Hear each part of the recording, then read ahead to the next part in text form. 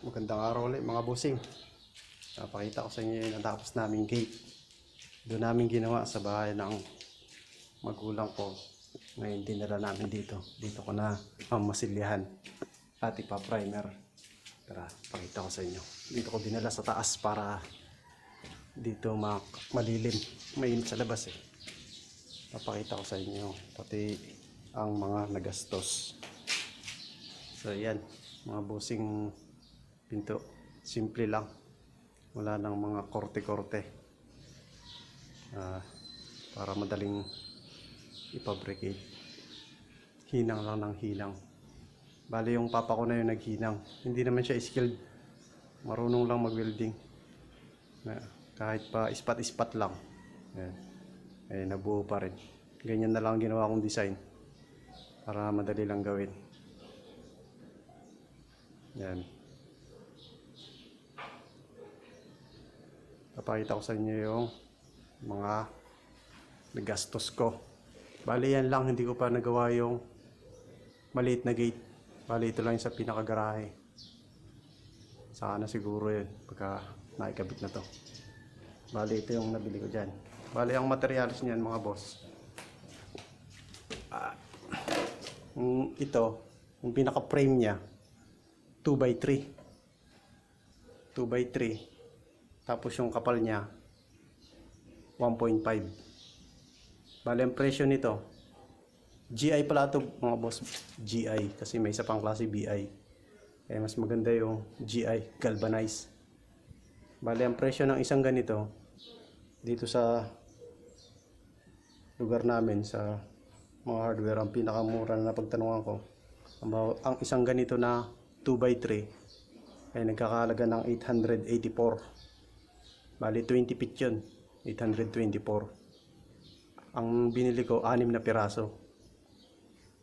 Yun, kasya na dito yun sa dalawa na to. 6 na pirasong 2x3. Tapos ito naman 1x1, 1.5 din ang kapal. Ang halaga naman ito 381.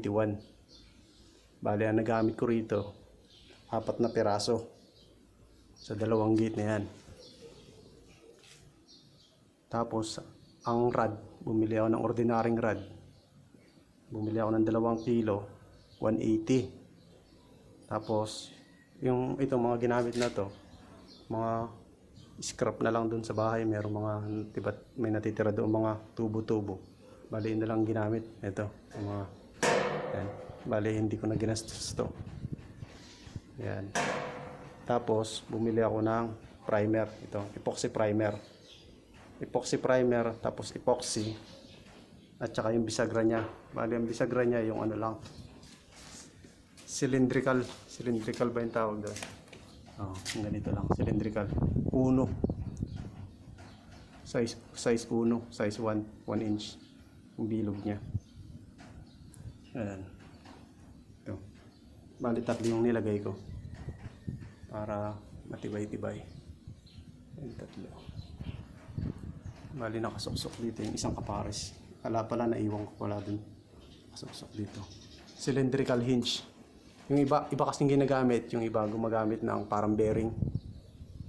Pillow block ata ang tawag. Pero may nagrekomenda sa akin mas maganda daw tong cylindrical hinge. Ayan, bali cylindrical hinge. Bali 6 na piraso yan. Tapos yung primer epoxy at saka epoxy. Ang nagastos ko 638. Yung epoxy niya, yung ganito lang kaliit. Yan, A and B. Ano lang ito, 335 grams. Itong gagamitin kong pang masilya. Magmamasilya ako ngayon. Ayan, itong lahat ng mga pinarimer ko, lahat ng wineldingan, pa-primer ko ngayon. Tapos liha, pagka makinis na, ipa-primer ko na ng buo. Ang iba nire-recommenda mga body filler. Mas maganda kasing pang masilya yan. Yung mga Glasurit, body filler, polytop, yun ang mga ginagamit. Kaso kung hindi ka sanay magmasilya, mas nirekomenda nila epoxy kasi yun mabilis matuyo. Kaya kailangan marunong ka talaga magmasilya. Kung hindi ka marunong, matutuyo ka agad, hindi mo napapahid pa ng maayos. Hindi gaya ng epoxy, matagal matuyo. Mareremedyo mo pa pagka hindi ayos yung pagmasilya mo. So bale, ang nagastos ko sa lahat nito, ayan, sa lahat yan, umabot na ng 7,648. Walang labor dun kasi yung papa ko lang gumagawa eh. Bali yung materials lang, sa lahat ng materials, yun ang nagastos ko, 7,648. Yung 6 na 2x3, 4 na 1x1, yung rod, bisagra, epoxy primer, ayan, yun ang nagastos. Tapos syempre sa merienda hindi ko na rin sinama, tsaka yun sa labor kasi hindi ko naman binayaran yung papa ko eh. Minsan pamerienda na lang. Bali ito nga yung sinabi ko, yung 7,648 dito lang sa lahat ng materyales. Bali ang sukat pala nito mga boss, para lalayo kong konti para kita nyo.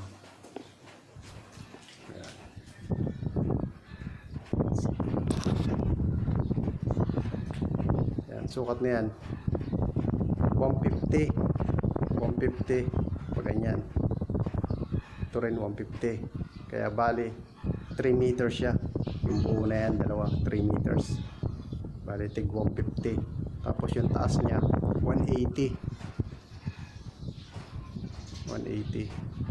Tapos yung mga pagitan niyon, yung mga pagitan ng mga 2x3 ay nasa mahigit isang pulgada.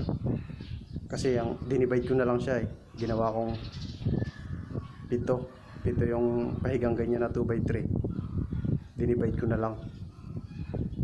And, sa inyo na kung ilan ang gusto nyong design, i-divide nyo na lang. Tapos yung pagitan naman nito, yung pagitan nito 10 cm. Tapos sa kabila ganun din 10 cm. Tapos ito dinivide ko lang uli. Ayan. Yung pahiga na 1x1 dinivide ko lang, na ano ko kasi 7 gusto kong ilagay, 7 piraso. Tapos dinivide ko na lang. Nasa inyo kung gusto nyo na mas maliliit yung pagitan, nasa inyo yan. Basta i-divide nyo na lang. Kunyari gusto nyo gawing 8 o 9 na piraso, divide nyo na lang kung ilan yung natitira. Tapos ganun din dito, kung gusto nyo na mas marami, sa inyo i-divide nyo na lang. Basta kunin nyo lang yung kabuuan, kasi ito nga yung kabuuan nito. Ayan, mula dito hanggang doon 150 cm, kaya 3 meters siya. So ngayon ang gagawin ko, kung mamasilya ako, i-epoxyan ko. Na-i-house din ang gate. So pakita ko sa inyo saan po pwesto.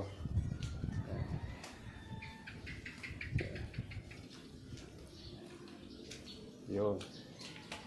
Ayun, na DIY ko na rin yun, gaya ng sinasabi ko nung nakaraang video ko. Na DIY ko na yung poste, hindi pa nga lang tapos yung dito sa may harap at likod. Dito lang siya sa pagkakabitan ng gate. Yun pa lang na platadahan ko. Ayan. Yan, bali yan ang sukat na yan. Diyan mapupwesto yun yung gate na ginawa. Bali yung dito wala pa. Siguro pagka naikabit na namin dito, baka maisunod na rin to, pati yung mga grills nitong bakod. Bali yun lang inuna namin eh, kasi nga first time gumawa, testing lang muna eh, maikabit lang namin, baka maisunod na rin to. Tsaka itong dalawang piraso lang naman yung grills. Ayan, bali. So ayun boss, sa mga may balak na mag DIY o sa may mga tapos din sa budget, ayun, sinabi ko na sa inyo yung mga gastos nyo. Baka ganito rin kalaki yung gate na balak nyo, okay, di alam nyo na, may idea na kayo kung magkano yung mga gastos nyo kung kayo lang ang gagawa. Ayan, makakatipid kayo. Bali ang nagastos ko dyan sa lahat ng materyales 7,648. Yan ang mararating ng 7,000 nyo, 7,600. Yan, may dalawa na kayong gate. Kasama na dyan yung primer. Ipa-primer ko pa lahat yan eh. Pero pintura hindi pa. Bali, mamasilyahan ko lang ngayon. So mga boss, yun, idea na kayo. Magkano magagastos sa gate kung sarili nyong gawa. Kasi kung ipapagawa nyo sa iba yan, magiging doble. Kasi ang alam ko, labor materials eh. Labor materials, dinodoble lang. Yung ibang mga kontraktor, ganun eh. Kung magkano yung materialis mo, yun din ang magiging bayad sa kanila. Kaya kung 7.5 to, yung materials na nabili ko, magiging 15,000. Kung ipapagawa nyo talaga sa mga gumagawa ng bakal, ng mga gate. So, ganun na lang. Mag-ano muna ako, mamasilya. May video na lang sa susunod. Sana nagkaroon kayo ng idea.